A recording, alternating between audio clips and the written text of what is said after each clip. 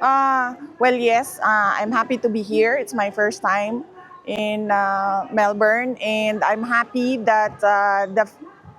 for the warm welcome of the Filipino community here in Australia, not just Melbourne. Ano po ang reason ba't kayo pumunta dito? Personal po ba or politics may aspect po? Yes, the reason why I am here is because I want to bring to the international community and talk to the Filipino community here in Australia about the International Criminal Court and the case of former President Duterte, as well as discussing what is happening in our country right now in terms of the performance of the administration of President Marcos. Kamusta po yung family nyo, Vice President, sa mga nangyayari po sa inyo sa former President Rodrigo Duterte at sa inyo po? Uh, Immediate family, meaning my husband and my children, they're unaffected by politics. We don't discuss politics inside the house. My children are aware because they see content in social media, but we usually sit down with them and request them to ask questions directly from me and my husband so that we can answer the questions in their heads. And ano po yung mensahe niyo po sa mga Pilipino naman dito sa Australia po sa pagsa-suporta po sa inyo? Oh, yes. First, I'd like to thank the Filipino community in Australia, but not just Australia. Many came to Australia to join the Free Duterte Now rally here in Melbourne. Some came from Hawaii, some came from the US, and from the Philippines as well. And we thank them for that, and we thank them for listening about the ICC case and about the situation of former President Rodrigo Duterte. Thank you. Thank you, Madam Vice President. Thank you for speaking with us. You see the big supporters, a big amount of supporters you have behind you here. But in terms of the political support, have you been trying to seek a meeting with the Australian government while you're here in Australia? Oh, not for this visit. I've not reached out. I did reach out to Foreign Minister Penny Wong, but unfortunately she is unable to meet me on Monday. So I will not be visiting Australian government officials for this visit, but I do hope that I can meet them in my next visit in the future, inshallah. Is it a concern for you that you've come to Australia, you're here on Australian soil, and they haven't granted you a meeting? What does that mean for Australia's relationship with the Philippines? Well, it doesn't reflect, I don't think it will reflect the relationship of the Philippines and Australia. It was a very short notice. I informed her informally through a message that I am here in Australia and I am here to do a rally today, and that if she is available for a very brief, quick chat, just to say hello, because I met her in the Philippines when she visited, and just I wanted to say a friendly hello, nothing official. And I understand your father's legal team has submitted a request for him to be moved to a third country. Are you pushing for that third country to be Australia? Not for this visit. Australia is in the list of countries that are considered by the lawyers, but I am not here for the interim release, not for this visit. Thank you. Hi, VP. Welcome to Melbourne. Thank you. Welcome to Melbourne as well.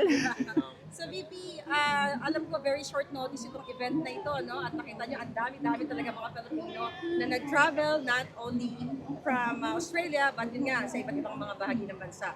Ano po ba yung message nitong pagtitipon natin para sa ating mahal na inang bayan at mga Pilipinong sumusuporta po sa kay Pangulong Duterte at sa inyo?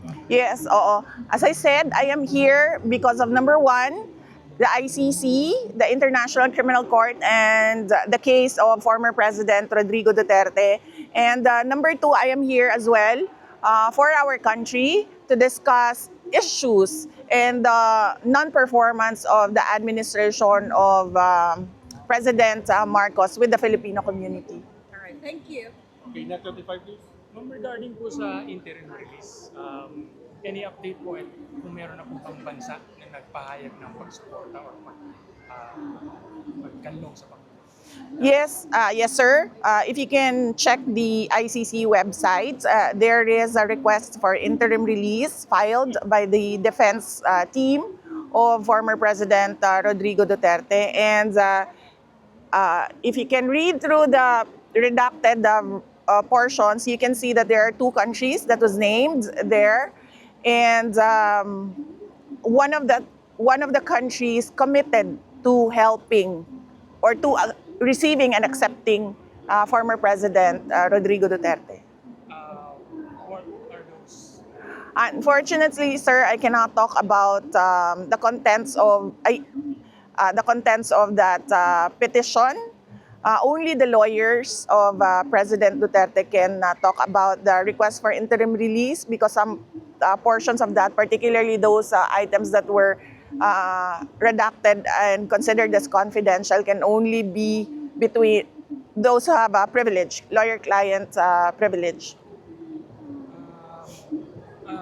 Maiba naman po, regarding naman po sa, hingi lang po ng reaction regarding sa sinabi ni President Marcos ngayon na he chooses to focus on helping or people's needs rather than the impeachment. Reaction lang. Well, good for him. And so we hope to see some sort of truth to his statements that he is focusing on helping our fellow Filipinos and doing something for the country. Unfortunately, if you talk to the ordinary citizens and the Filipino community abroad, we don't see anything at all. One last question po, ma'am. Regarding po sa mga cases na sabihin nag-aabang sa OBP sa Philippines, especially yung sa isinampa po sa Ombudsman, yung OBP was given 10 days to like react po sa may ginawa na po bang hakbang ang OBP regarding? Yes, sir. We received the order to comment. Yeah. Yes, we received the order to comment of the Ombudsman for 10 days, and we intend to file our answer within 10 days. We've been preparing for this since November of 2023, the moment that we heard Representative Castro from the House of Representatives mentioned the word impeachment. So we've been preparing for this, and we've hired lawyers since 2023. So they will answer. We will provide the answer within 10 days. Thank you so much. VP, nung nasa The Hague po tayo, na-mention ninyo about the domestic legal remedy for PRRD. Yes. Ano po ba tayong update doon, VP? Well, the update is former spokesperson, former Secretary Attorney Harry Roque already sat down and discussed with a local Dutch lawyer, and he has been asking me to do a online consultation and vetting of the lawyer. I've not done that because I've not sat down and discussed this as well with former President Rodrigo Duterte. Since he is the client, I think he should be the one to decide, and he should be informed of the other remedies that are available to him. But hopefully, we can avail of all remedies to get to free Duterte now. For the last outlet, SMNI, please. I'm from Ay, sorry. SMNI. Yes, sir. We confirm if dadalo po ba tayo sa zona ni PBBM? No, sir. I do not intend to attend the State of the Nation address of President Marcos, since I don't think he will be providing anything substantial about our country. And it would be best to spend that time with the Filipino community discussing what we can do for the country and to improve the country. Ma'am, may question pa. Natanggap ninyo po ba ang order ng Ombudsman to file counter-affidavit regarding issues sa confidential funds? If yes po, ano po yung magiging reaction po ninyo dito? Yes, we received the request to comment of the Ombudsman, and the lawyers are already, as we speak, the lawyers are already preparing for the answer, and the lawyers informed me that we will provide the answer within the period required, within 10 days. So ma'am, last question na po. Yes, sir. Yussi Castro ma'am said, and I quote, "Pang personal o pang bayan?" That is the question. This was her reaction ma'am regards to your travel dito po sa Australia at sa ibang bansa. Ano po yung masasabi po? This is, I do not like traveling at all, except for holidays. And clearly, I am not on holiday for this trip. I am here to discuss with the Filipino community on ways forward for our country. And of course, how we can push the administration to do more for our country. And the Philippine government should not discount the contributions of the Filipino communities worldwide, because first, they've been sending dollars, millions and billions of dollars to the country. And second, they have the experience that people like us who have not worked, who have not lived abroad, they have that experience. So they know the best practices around the world. So it's good to sit down and discuss with them. Maraming salamat po. Thank you. Wala na kayo ibang question? Sayang naman yung ating ano dito, no? Nagbayad tayo. Nagbayad ba tayo? Oo, nagbayad tayo ng plane ticket and all para lang. We paid for plane ticket and all. So, ask questions. Yes, Yes. may mga usap-usapan na gusto ba makakipag-reconcile ng iyong dating ka-unit team sa iyo? Yan ba ay may katotohanan? No, ma'am, I've not received any requests for a sit down or any meeting with President Marcos.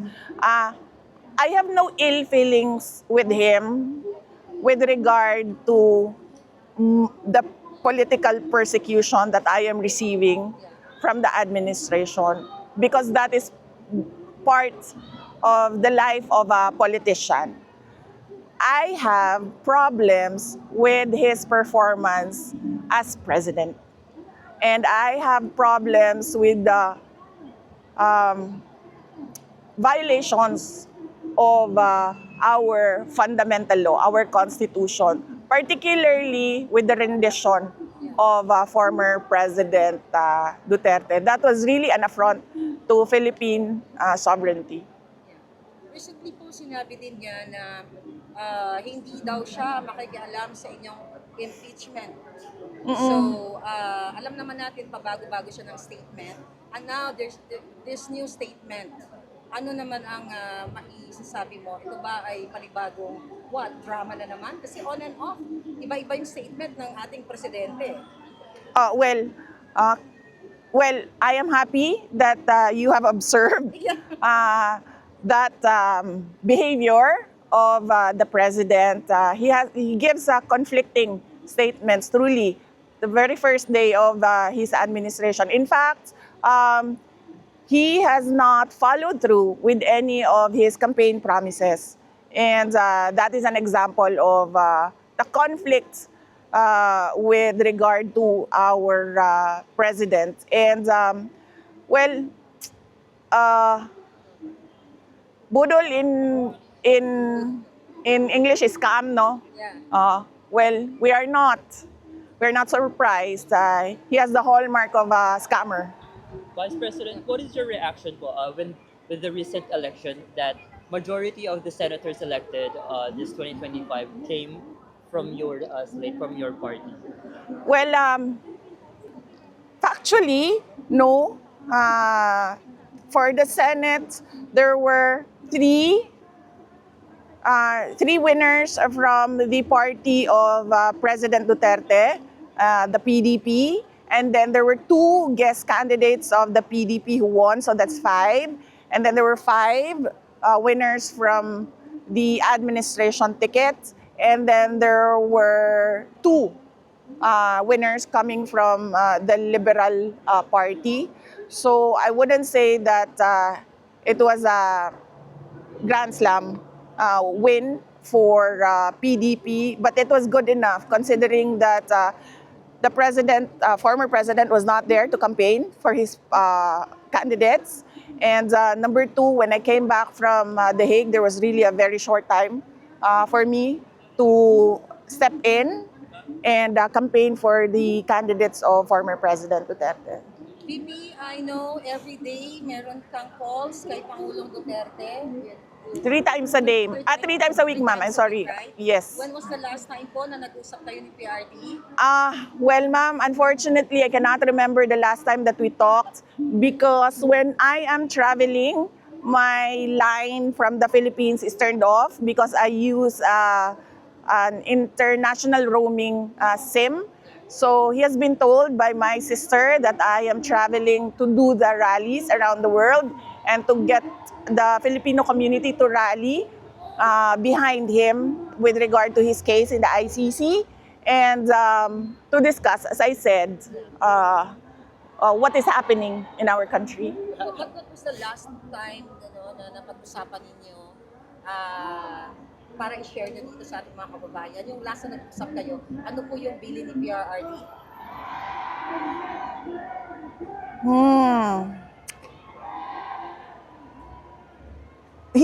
He asked about the interim release. And then I told him that I cannot because the ICC is listening on our telephone conversations because apparently my name appears in many of the documents with regard to the ICC case. So they're listening in on our conversations. And I told him that I cannot discuss the specifics with him because I do not have privileged communication. But I told him that we are working, the lawyers are working on it, and I'm helping the lawyers. All the family members are supporting the lawyers as well. What is his, regards how with is he the holding up? timeline? What is his condition physically and mentally? You haven't seen him this thin before. I don't think he's ever been this thin since maybe before his marriage. So he's thick thin because of the lack of appetite and because of the weather. It's very cold for him. He's not used to the cold. And I think it's the way that they cook the food. It's not really traditional Filipino food. But I'm happy that he gets rice every day. But yes, he's given milk as well if he doesn't have the appetite to eat. VP, with regards with the timeline sa interim release ni PRRD, based dun sa mga conversation nyo or pag-uusap ninyo ng inyong mga lawyers o mga lawyers ni Pangulong Duterte, ano po tinitignan natin? Months, weeks? I asked the lawyers for the timeline of the interim release, and months was the answer, ma'am, not weeks. Months was the answer, but they wouldn't give a definitive timeline, but they said they're hoping to do it before September, and they're in a rush because of his age and his health condition. Yes, ma'am. What is your Last two, ha? Yan, What is yan. your message Okay. to the Filipino community now that you can see the warm welcome and support? Yes, ma'am. Opo. Even though the weather is very cold, I can feel the warmth of the welcome of the Filipino community. Last night, there was a small group discussion, and we met some Filipinos residing in Sydney, in Canberra, in Darwin, in Perth, in Adelaide. And I am truly grateful that they took time out on this Sunday to be with fellow Filipinos to discuss the state of our country. Lighter question, BP. What are your plans here in Melbourne, like visiting places, trying food? Have you heard that Melbourne's best in terms of coffee? Do you like coffee as well? I was told that by our companion that the coffee culture is a big thing here in Melbourne. Unfortunately, I just did 7-Eleven coffee, so I don't know if that's good coffee or not good coffee, but comparing it to 7-Eleven Philippines coffee, this coffee that I had before I came here is pretty good. Yes. Thank you. Thank you very much, ma'am. Salamat po.